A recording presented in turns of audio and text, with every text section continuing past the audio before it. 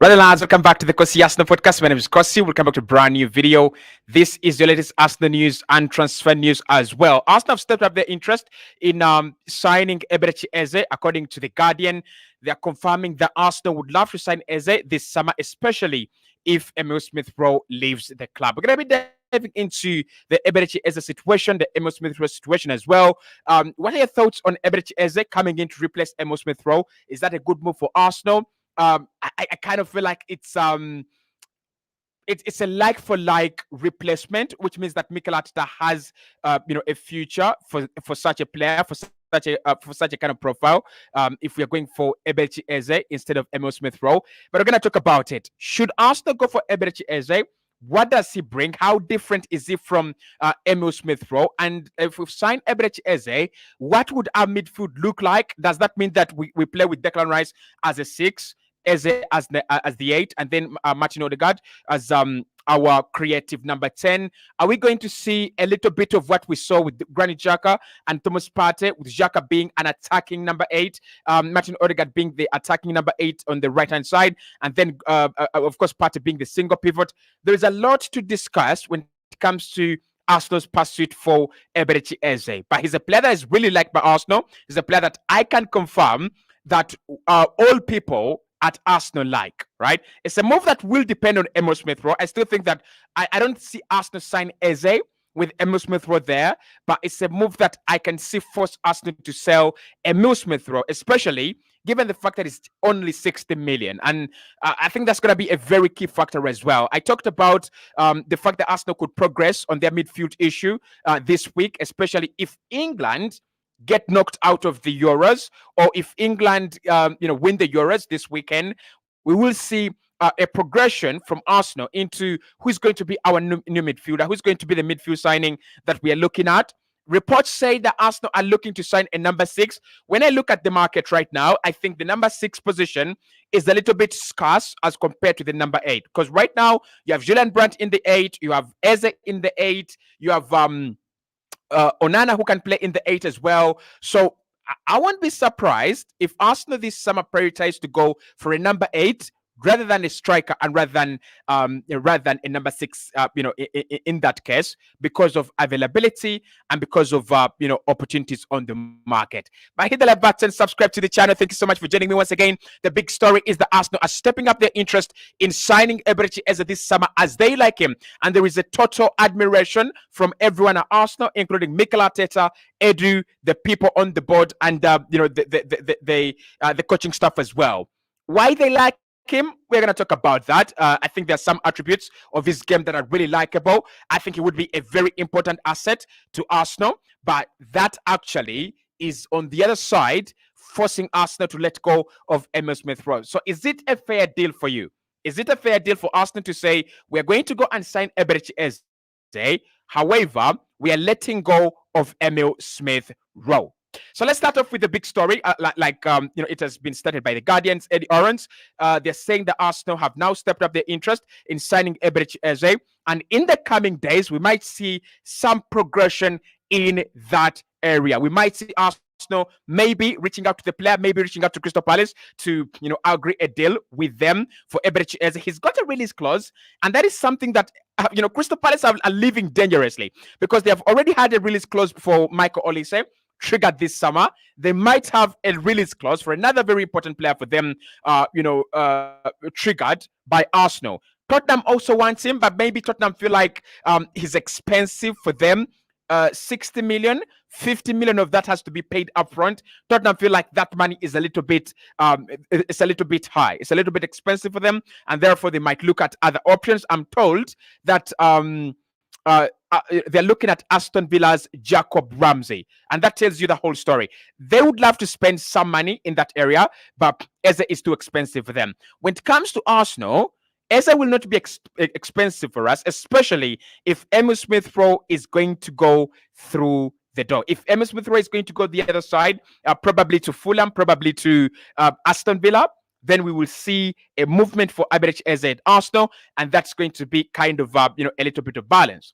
Now, I want to explain the Eberechi Eze deal in detail so that we all understand it, what it's going to take, why Arsenal wants him, what what he does, how he plays, and everything, so that we all understand him, and probably we have a clear line of thought before you make decision on whether Eze is better than Smith Rowe. So I want your thoughts on the in the comments about that. Do you think Eberechi Eze is better than Smith Rowe in terms of everything? Talent, in terms of ability on the ball, scoring goals, creating chances. We have to compare them in each and every aspect. Because if he comes in and ESR is leaving, he's got to be better. Otherwise, if you're not better than ESR, there's no point in Arsenal getting you. There's no point in us, replacing one of our best talents with you. Now, Eze is at the Euros with the England national team, and that is not by a mistake, and that is not through a lot of bias that Gary Southgate has for some players. It's actually due to merit. Last season, he was one of the electric performers in the Premier League, one of the electric performers in that Crystal Palace side, and he has been rewarded by a call-up for the national team. To put that into perspective, Crystal Palace as a team have 4 players at the Euros with England. 4 players. That is Eze, Henderson, Watson, who has not played any minutes really at the moment. Who's the other one? And Agehi, right? So there are 4 players. Arsenal have only 3 players, and Aaron Ramsdale is really lucky to be there because among all the players at the Euros, I think Ramsdale has the least minutes. Maybe Luke Shaw and Ramsdale, they have the least minutes, and they're the only 2. I think with Luke Shaw, you can justify why he's there. With Aaron Ramsdale, you really can't justify why Ram is at the Euros. Probably because he's a good cheerleader, probably. So Eberechi Eze had a wonderful, scintillating season, very good season that kept us all watching on our screens. I remember watching Crystal Palace myself when they were playing Burnley, when they were playing Sheffield, just to watch Eze and just to watch Michael Olise. They were absolutely fantastic, especially in the second part of the season when they had brought in the new manager. So in terms of quality, in terms of ability, I don't think I can sit on this podcast and say Eberechi Eze is not good enough for the top level, or Eberechi Eze is not a good footballer. I think he's fantastic. I think he's good. Creatively, he's got that eye for that final pass. And that is what Arsenal, for me, lack in terms of, I would say, abundance. Yes, we have Odegaard who does that, but if you've got to ask yourself a question, if Odegaard doesn't thread that ball through, if Odegaard is not in the game, if Odegaard has been closed off, who can give you that kind of that kind of pass, that kind of creativity? So Eberechi Eze would be that kind of player. He's creative, very creative for Crystal Palace. At times he plays in the 10. Most times he plays in the 10 for Palace because they've got players like Lemar and players like Watson behind him. So he's got that bit of that bit of freedom to go and impact the final third. For England, we have seen him play at left wing back when he has come on. We have seen him play in that midfield area of the 8 because they have Jude Bellingham. Is he better than Jude? No, probably not. He probably is not better than Jude. But they've got Jude Bellingham and they've got Phil Foden, who are classic number 10s. They are very good in the number 10. So Eze cannot outcompete them. So what they do is they play him in the 8. That doesn't mean he's not good. So what would it take for Arsenal to get this deal done, right? Remember in the comment box, I'm asking, is he better than Smith Rowe? Should Arsenal throw everything they have at this deal and get rid of Smith Rowe and bring in Eze? Does that work? Will that work for us? Is that a good deal? Is that a fair deal? Your thoughts, I want in the comments. So let's look at the conditions of the deal. First and foremost, the player has a release clause of 60 million pounds. Crystal Palace is saying, if you're going to sign him this summer, you are going to have to trigger that release clause, number 1. So it means you're going to pay 60 million pounds, but 50 million pounds of that 60 have to be paid up front. This is why Tottenham ran away from this deal.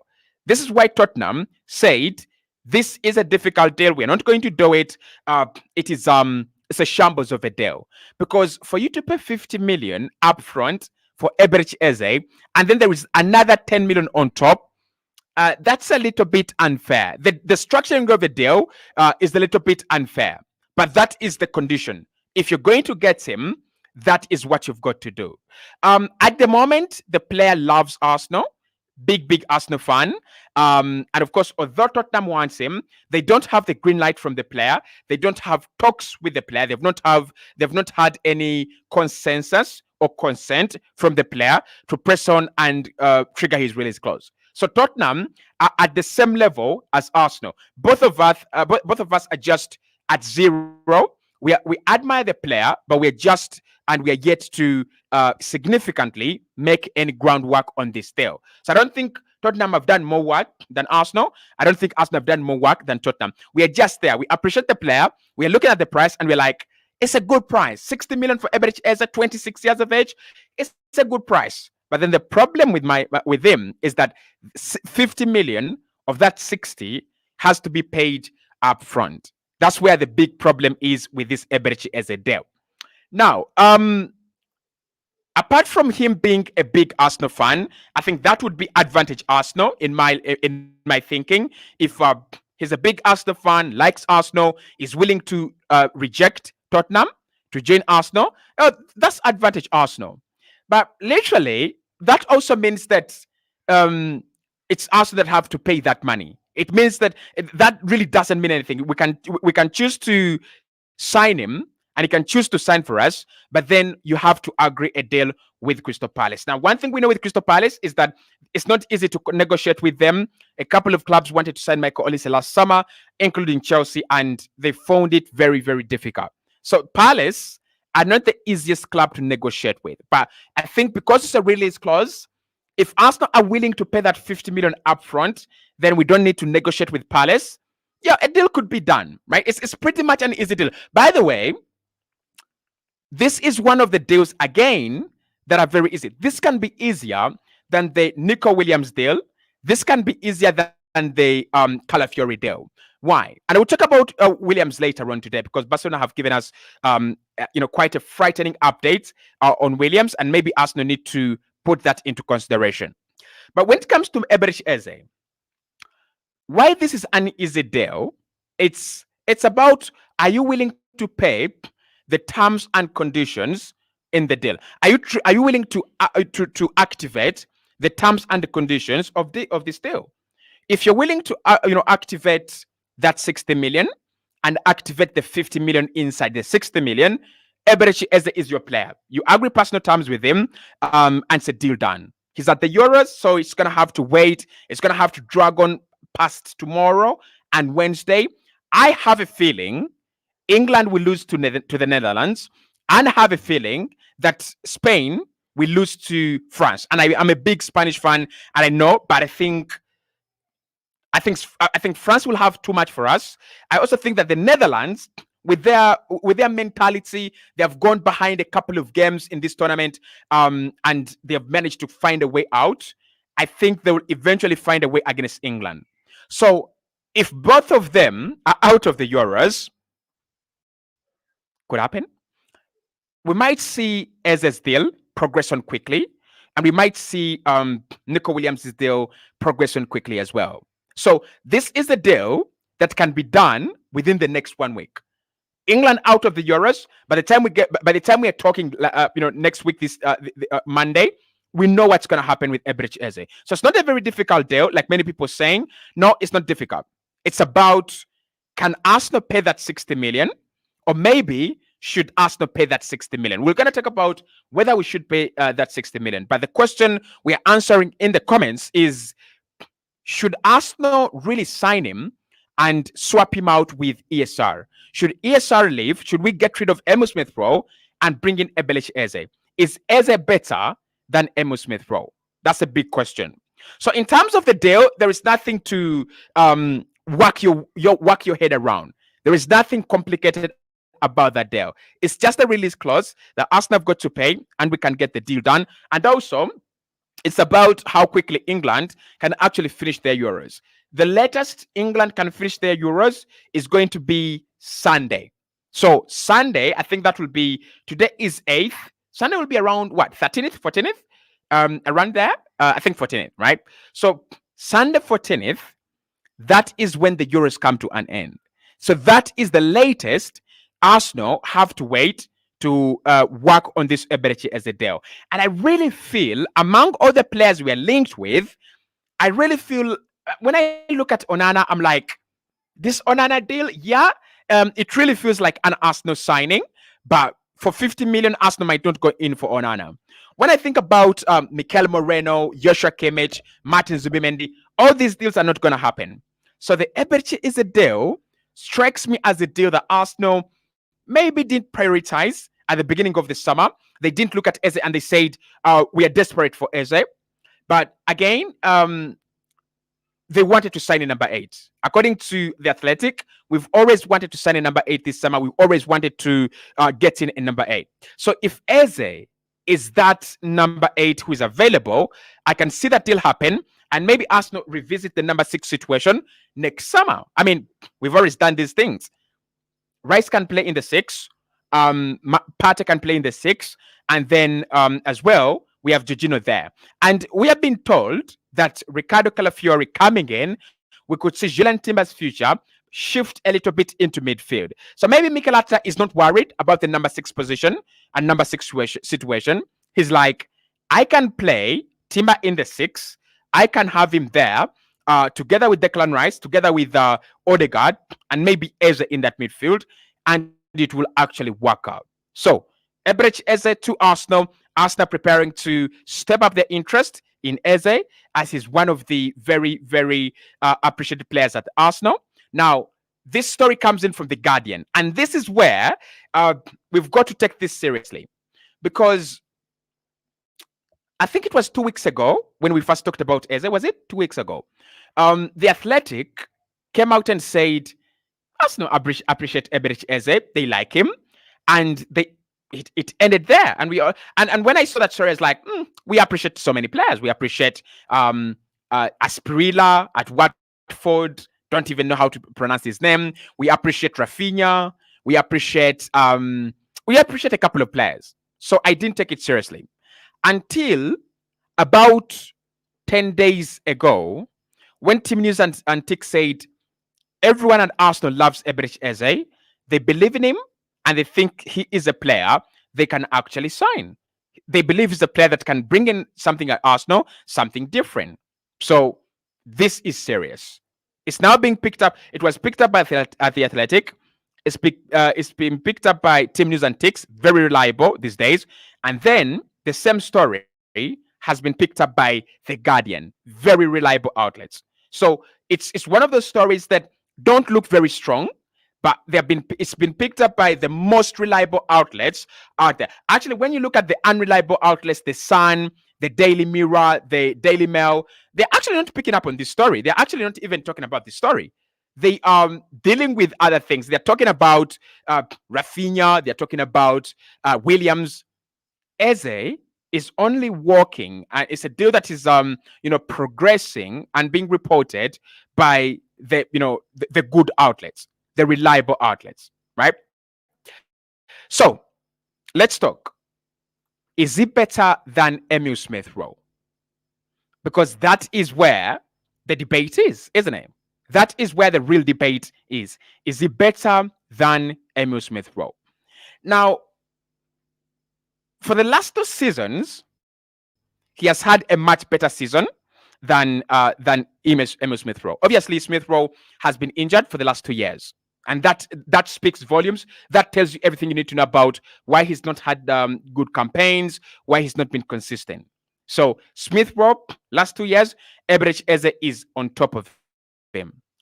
I don't want to hear people talk about injury proneness for Emil Smith Rowe, because I think with ESR, his injury is a groin injury that needed an operation, but Arsenal decided not to give him that operation a little bit earlier on. And when Arsenal decided to give him the operation, later, I think it worked out. I'm not going to lie. I think it worked out. So I'm going to say both players are not 100% durable. Eze, he does pick up injuries as well. Smith Rowe, he does pick up injuries as well. So they're not very durable. But in terms of evaluating them, I think we're going to use data from Emil Smith Rowe's best season at Arsenal, which was the 2020-2021. I hope I'm right. Was it the 2021-2022? Yeah, 2021-2022. That was ESR's best season. I want to get that right. That is the data we've got to use. And the reason for that, 2021, 2022, 33 games played. He scored 10 goals for Arsenal and he assisted 2 times. The season after that, he played 12 games, 0 goals, 2 assists. Last season, he played 13 games. Most of them was coming off the bench, 0 goals, 1 assist. That doesn't really look good. That really doesn't look good. But the thing with Emil Smith Rowe is that when he was important for Arsenal, he delivered. That is the thing for him, right? When Arsenal needed him during that very, very dark period, during that very black period, 2021, 2022, Arsenal didn't even have quality players. We had Martinelli, we had ESR, we had Odegaard, we had Saka. We had not brought in Jesus. We had not brought in Zinchenko's of this world. We had not brought in so many of these players, actually, right? And even the William Salibas of this world had not become as important as they are. So when Arsenal needed him, he stepped up. When Arsenal needed a hero, a savior, when Arsenal needed a player to step up and take responsibility, he actually stepped up. So that is one reason why I'm saying I'm skeptical about him leaving Arsenal just for us to bring in Eberechi Eze. But let's look at his abilities, right? Maybe his profile is no longer needed at Arsenal. And one of the people who have already said his profile at Arsenal, I doubt we need him. I doubt we need such a kind of profile. So what does he do? Emil Smith Rowe is a bit like Kevin De Bruyne. We've got to agree. But I think it's a very different version of Kevin De Bruyne. Because with Kevin De Bruyne, he's more of a creative player in the half spaces. With Emil Smith Rowe, what you have is a dribbler. He's a very good dribbler. I think there was a time when Gary Neville and Jamie Carragher both concurred that he was one of the best dribblers in the 2021-2022 seasons. He was insane. And he's dribbling still up to now. Which players are better than him at dribbling in Arsenal? Dribbling. I don't think we have so many players that are better than him. I think Rice is good at dribbles. I think Martinelli is good at dribbles. But if you ask me, which players are better than Emil Smith Rowe at dribbling in that Arsenal squad, I am not sure I can mention many. Right, so his dribbling is his biggest part of his game. He doesn't fear to take on players. He will take you on and he will drive you into the penalty area and he will lay it back or even shoot. The other part of his game that I admire a lot and something that I would think Arsenal would be losing by getting him out and bringing in Eberechi Eze would be his ability to score goals. Like we've said, in his best season, he scored 10 goals for Arsenal. Again, Eberechi Eze last season scored 11 for Crystal Palace and created 4. That's 15 goal involvements. Insane. And the season before that, that was 2022-2023, Eberechi Eze also scored 10 and assisted 4 times. So you can see that in terms of what they do, in terms of output, they're very similar. In terms of creating, Mateta has been on fire. So we'd have expected maybe Eberechi Eze to have something like 9 or 10 assists. He actually has only 4. And the reason that's why he has only 4 is what we're going to talk about. We're going to talk about him as a player. But I wanted us to first, agree or disagree that Emil Smith Rowe is a good player. So Smith Rowe, from our midfielders, I think he's got a more sight and a much sharper sight for goal than any other player in this Arsenal side. He wants to be on the ball. He wants to be He wants to score more than Odegaard, than Rice, than Partey, and than Fabio Vieira. So when you look at Odegaard, what does he want to do? He wants to create chances. When you look at Fabio Vieira, what does he want to do? He wants to create chances. When you look at Declan Rice, ball winner and also a chance creator. With Smith Rowe, he's one player that really creates very low chances because in most cases, he's looking for that shooting opportunity. I don't think with Mikel Arteta's system of we need to get goals from everyone in order for us to cover Kai Havertz, and make sure that Kai Havertz is not exposed to our system of not scoring many goals. I actually think that Mikel needs a player like Smith Rowe, because Smith Rowe has got the ability to score for you 15 goals in a single season. But my problem with Emil is his position is gone. And that is, unless Mikel Arteta is going to have a tactical tweak, unless Mikel is going to use him in a different way, his position and his role at Arsenal, they are gone. So we've seen him play, and many of you actually, let me ask you before we say this. I say this. What is Emil Smith Rowe's best position? Is he a number 10 or a winger? I think most of you think that he is a number 10. Most of you think that when Odegaard is not on the pitch, Emil Smith Rowe should be on the pitch. That is far away from the truth. That is actually far away from reality. Because when you think about the two, they are very different. I think the only two things I would say Smith Rowe and Odegaard have in similar at as Arsenal players is their intensity in pressing.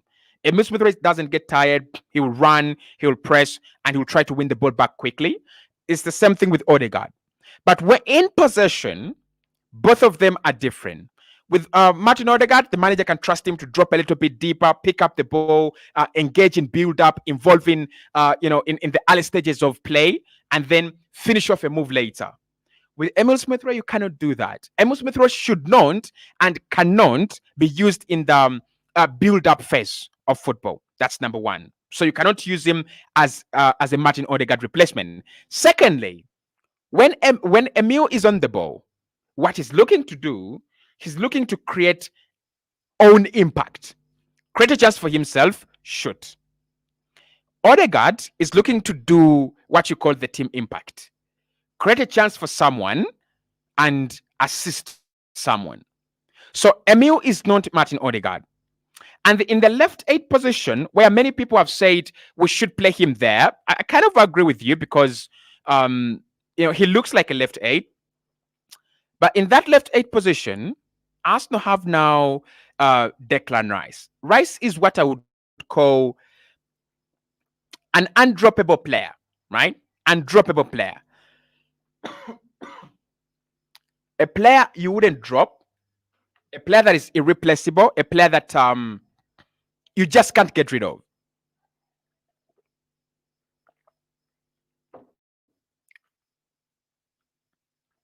So in Rice and Odegaard, sorry about that, I have cold. So in Rice and Odegaard, we have two undroppable players. We have two players that we can't get rid of, two players that we cannot replace.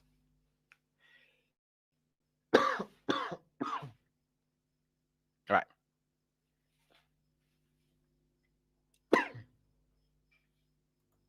Sorry. So I therefore think that ESR is not an option in the left 8 where we're playing Declan Rice. He's also not an option in the right 8 where we're playing Martin Odegaard. That leaves him with 3 options, or 2 options actually now. The first option is playing as a false 9, the way you see Kai Havertz. I think Mikel Arteta has tried him there before. It was when we played, was it Villarreal, Europa League semi-finals? He played him there before. It didn't work. I can't see him as a false 9. And the reason that's why Mikel played him there and he tried him there is that he's got that ability to score goals. He's got an eye for goal. And by that time, Arsenal didn't have any clinical finishers. Arsenal didn't have any good number 9s. Lacazette was not finishing. Edin Ketia was not finishing, and I think we had fallen out with Aubameyang, if I'm not right, if I'm right by then, right? So he played Emil Smith Rowe in that false nine, and most of us said maybe there's a future for him there, but I don't see it. The other way you can play him, and the other position that he can play in, and where he's played a lot of the time, is on the left wing, where there is Trossard and there is Martinelli. And Arsenal are also looking to bring in Nico Williams. If Mikel Arteta really thought that ESR can play there and he has a future there, we wouldn't be linked with Nico Williams. We wouldn't be linked with all these wingers that can actually upgrade the left-hand side. So that leaves Emil Smith Rowe as a good player in the squad, very, very valuable player in the squad, but looks like we cannot use him. That's the truth. It looks like Arsenal cannot use him. Now, Eberechi Eze, what does he do, right? I think that is the fair question. What does Eberechi Eze do? What would he provide Arsenal with? And is it fair for us to swap him out with Emil Smith Rowe?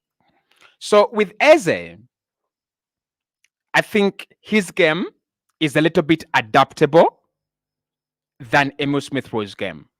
So when you look at him, you're like, he can actually play in the 10. He really can, because both of them, they press. He presses very well for Crystal Palace, but in terms of creativity, he can also create chances. He can look to play those balls through. He can look to get in the penalty area more than even Martin Odegaard does. So you can play him in games, right? You can play him in games where he's your number 10. You can play him in that position and it will work very, very well. That is the first way you can use him. The second way you can use him is in that left 8 position. And I think Declan Rice is not going to drop a lot of the time. Like, I don't see Arsenal swapping, Declan a lot of the time. But if you decided to play Declan, maybe in the 6, or you decided to put Declan Rice on the bench, then Eberechi Eze could come in as a very, very reliable option. Like, very, very reliable option. Right? So that is another way you can play Eberechi Eze. He can play in the 8 with 6 with Rice in the 6, or you can play him in that 8 even when Declan Rice is not on the pitch. So I think Mikel is looking at Eze as a more adaptable version of a player than Emil Smith Rowe. But then also, Emil Smith Rowe wants game time. I think this is what is going to force Arsenal into getting Eze, right? Emil wants game time, and I don't think he's going to get it at Arsenal. I think we were talking with Glenn on this one, and I told him Emil Smith Rowe wanting more game time at Arsenal. It's the same as him trying to it's the same as him trying to ask to start games ahead of Rice, ahead of Odegaard, and ahead of Thomas Partey. It was never going to happen. It's never going to happen. So I think with Eze, you're getting a player who's not frustrated. You're getting a player who's kind of homegrown to replace ESR like for like. And that's why I think that Arsenal will press on with Eberechi Eze if Emil Smith Rowe leaves. I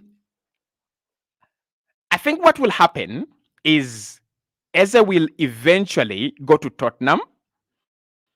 I think ESR will go to Fulham or Aston Villa, and Arsenal will find another player. I think that 50 million for Eberechi Eze, that might be a no deal. That might be a deal breaker for Arsenal. How are you doing, Tony? Says good evening to you, and he says I can see you today. You are smart beyond. Wow. Thank you so much, Eze. Thank you so much, Tony. Ronnie says Eze is good. And he's given Eze flowers as well. Yes, Sam says, but Eze is also an injury-prone player. I don't think he's injury-prone to the level of don't play him or don't sign him. I don't think he's that injury-prone, right? So Yeah, I know he picks up injuries, but I don't think he's actually a bad. I don't think he's such a bad option. Chuzu says, Cossy, can you come with analysis between Viega and Calafiori? Why are you obsessed with a Chelsea signing? Why are you obsessed with a Chelsea defender? Why? Why? Why are you obsessed with a Chelsea player? But I know I've not looked at I've not looked at Viega. I've not looked at him. Jasper says, but it's too early to sell Emil Smith Rowe. Uh, it's too early, but the problem with Emil Smith Rowe and Arsenal right now is that we've got to decide. And Mikel Arteta and Edu, they've got to make a decision now, right? The decision they have got to make is this. If you don't sell him this summer, you use him, because if you don't use him, you're not going to have value. So you will not have value in him, right? He's currently going to cost 36 million. If he goes another third season without playing football, like I've said, in the last 2 seasons, he has played a total of 25 games, and some of those games he has come from the bench, right? Most of those games he's come from the bench, and he has scored 0 goals in the last 2 seasons. If he has another season with 0 goals and maybe no assists, Emil Smith Rowe is going to be we will pick up losses. So you either sell him now or you use him. Depends. Um, Arsenal's problem is a striker, says Obedi. Brian says we can sign him as our game changer in case the first tactics fails. At times we need a ball carrying player, and he's good in such a way. Yeah, that's a very good comment. So that is what Eze would bring you as a team. That's what Eze would bring you as a manager, and I know that's why Mikel Arteta is kind of obsessed with him, because that is what he gives you as a player. That is what he gives you as a manager. He's very, very brave, very technically gifted, and carries the ball in a very, very interesting way. That's a very good comment.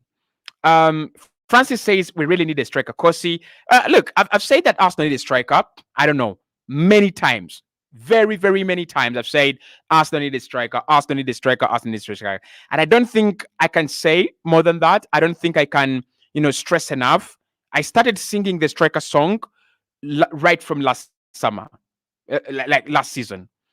Obedi says ESR once sold will become a problem like Kevin De Bruyne to Chelsea. I think it will depend on where you sell him. Roger says I see the problem of Arsenal is striker. We are done with other departments. Okay. Sentongo Nassif says, okay, but we badly need a striker. Abe says ESR is far better than Eze. Is he? Is he far better than Eze? I wouldn't say he's far better than Eze. Yeah, I wouldn't say he's far better than Eze. But what I would say is that both of them are quality, and I can keep him, give him game time, and we will get quality from him. So I wouldn't say he's far, far, far better than Eze.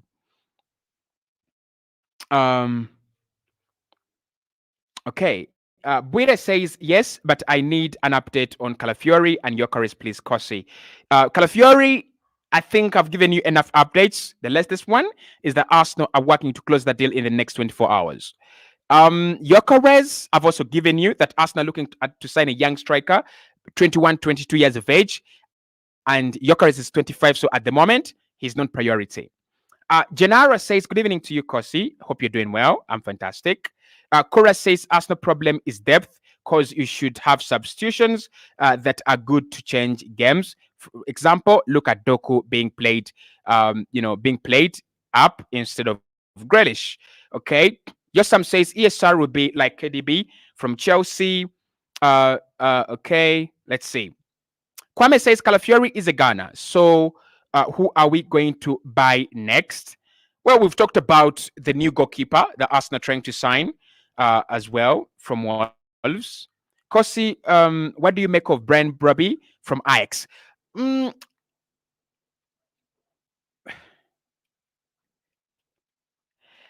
I have a problem with such gambles because Brian Broby, Cisco, Zaxi, um, Sahugirasi, all those are kind of gambles. We are trying to gamble so that we don't bring in a good striker. I wouldn't mind Broby, right? But I would prefer Osimhen. I want a high class striker. That's what I want. So I don't think Broby actually satisfies my my hunger for a forward. I don't think he does. Uh, Pepo says Victor Gyökeres is needed for Arsenal. Matthias says, "Hi Cossy, are we really going to buy again a player we dropped at 60 million?" Well, it happens. It really does happen. That is football. That's the footballing world. Big up to you, Anu. Anu says Eze was better than ESR for the last 2 seasons now. Yeah, he's been better because he's been playing and ESR has none. Yes, Sam says we should keep ESR. He's a generational talent. ESR is Unique State says ESR is good, but injury prone, unlike Eberechi Eze. Reaper says Eze is better. Okay. I can say, it's mixed reactions, right? It's mixed reactions from you guys. Shadrach says Eze is nowhere near ESR. Trust me. When you say he's nowhere near, you are lying. I think both of them, in terms of talent, are closer to each other. In terms of games played, and in terms of what we have seen from them, in recent games, I don't think they're far away from each other. Actually, I don't think they're very far away from each other. Not really, right? Not really, in my opinion. Ian says we need a backup for Saka. Our star boy is being overworked. He needs some rest. I think Arsenal working on that. We've reported about that. David, big up to you. Thank you for following every single day, David Lungu. Appreciate that. It says the backup goalkeeper we are about to sign from Wolves. How old is he? He's 30. He's 30, right? He's 30. Kwame has answered you as well there. Big up to you, Kwame. Robert says Eze is good. Lauren says Eze is very okay for Arsenal. Okay. Let's see what the rest are saying. Osimhen is good, says Terry. Eduardo says Bakayoko is a good player, and I think when you see him, you think about Doku. I think they're very different players. I think they're very different in terms of their approach. In their approach, they're different. I think they're very different players in terms of their approach. But I do like Bakayoko. Eric says, Eric Ogoya says, good evening, Cossy. Long time. I suggest we buy Gyökeres because look at Kai missed clear chances at the Euros. I've talked about that. I think Arsenal have got to realize that the sooner we go for a good player, like the sooner we go for a good player like Gyökeres, the better we have, the better chances we have at finishing our chances. Eze is nowhere near. Trust me. Okay. Arsenal is big now. The management knows what they need. Okay. ESR should remain with the Gunners. Says again. Lawrence says Smith Rowe is good, but for Arsenal now, he has no place to play. It's better to sell him than getting wasted. I mean, it's not an easy decision. Whoever is going to take this decision, whoever is going to make this decision, it's not an easy decision. But I wanted us to talk about Nico Williams just a little bit with Raphinha, right? Just a little bit. So today, Barcelona and their president, Laporta, have said they would love to go for Nico Williams, and they have the money to sign Nico Williams. And again today, another story has just come out saying that Arsenal would love to do a player plus cash deal. I'm going to say they would love to do because the report actually says that Arsenal have offered Barcelona a player plus cash deal, and we were told that player was Eddie Nketiah. But let's say Arsenal would love to do a player plus cash deal for Raphinha. Raphinha leaves Barca, he goes to Arsenal, and Nico Williams goes to Barcelona. Are we satisfied with that? Yeah. Are we okay with Williams going to Barca and Arsenal doing a player plus cash deal? Mm, maybe Fabio Vieira, maybe whoever it might be. I don't know. Maybe Edin Ketia, whoever it might be. Arsenal do a player plus cash deal, cash deal to bring in Raphinha. Are you okay with that kind of deal? We help them to sign Nico Williams. They give us Raphinha. Are you okay with that? My initial reaction to that story would be no way. Norway, we allow them, Norway, we help them to get Nico Williams. And for us, we actually get Raphinha. Norway. But when I think about it, Mikel Arteta is a big fan of Raphinha. And Mikel Arteta is a very good guy at improving and transforming wingers, starting from his time at Manchester City. And we know Raphinha is not a bad player. I think he's overrated. Honestly, one of the most overrated players that we have seen ever in this in this world is Raphinha. He is an average footballer who can come in at Arsenal and share minutes with Saka and share minutes with Martinelli. I don't think he's too far away above that. Yes, he has had a couple of good seasons, one for Barcelona and maybe two for Leeds United. But that's it. I don't think he's a really, top class talent. If you get him, Arsenal win the league. He can come in and even flop, or he can come in and do a good job. What I like about Raphinha is he is a creative player and he is a very proactive player. He looks to make things happen. He looks to impact the game. Set pieces, dead ball situations, corners. He's very, very good at that. That is why I like him. But he is not at the level of the Federico Chiesas of this world for me. He's not at that level of Vinicius Junior, Rodrigo, Doku. I don't classify him in that level of wingers. But Nico Williams is going to be a difficult deal for Arsenal. The price is easy. The salary is difficult. So if Arsenal can go and get Raphinha, for me, it's better than getting none. And Raphinha still is going to be a little bit cheaper. Say Arsenal offer one player and they add 20 million on top of that. That would be a good deal. But even if Arsenal wanted to sign Raphinha straight up with cash, we can offer 40 million euros, maybe plus something like 5 in add-ons, and get Raphinha. Good competition for Saka, good competition for Martinelli, and a player that can play 20 games for you, quality games. If you have an injury for Saka, if you have an injury for Martinelli. The only reason why I wouldn't take Raphinha right now is Arsenal's level. I think slowly but surely we have developed our project into one of the best in the world. We have developed our project into a project that should attract quality only, and we should not attract players that are currently struggling and they are average. For example, if you look at Calafiori, has had a top season with Bologna, has had a top Euros campaign with Italy, bring him in. If you think about a player like Eberechi Eze, 2 top seasons at Crystal Palace, he's earned himself a call-up at the Euros with England, bring him in, right? Gyökeres, Osimhen, all such players, that is the quality we should be looking to attract. But also the problem with bringing in a backup for Saka, there are not so many players that are going to allow to come in and be a substitute to a 22-year-old that the manager doesn't want to substitute. Mikel doesn't want to take him off the pitch. He doesn't really. One of the things Mikel Arteta hates doing is taking Saka off the pitch.